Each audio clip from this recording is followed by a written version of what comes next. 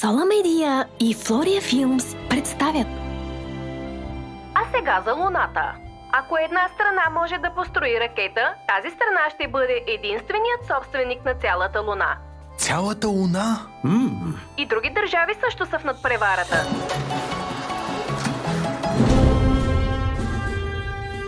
Ти си човекът, който ще ни отведе до Луната. И правителството ще плати. Обещай да се върнеш долу. Какво може да се обърка? Първите тестове се правят в малък мащаб. Лаполо 0, ръчно грубо производство. Да, можем! Не съм експерт, но ракетите не трябва ли да се издигат?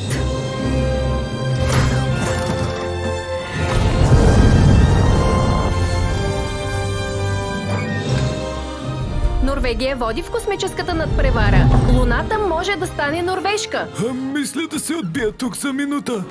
3, 2, 1... Имаме излитане! Не! Прибират се най-после. О, трябва да направим нещо! О, ще си направя селфи! Върти!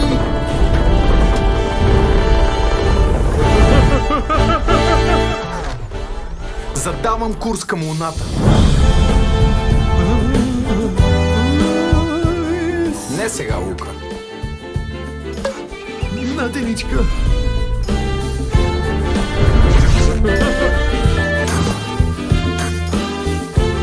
Какво се случва там горе? Какво? Луис и Лука. Мисия до Луната. Това е толкова вълнуващо! От 1 март в кината.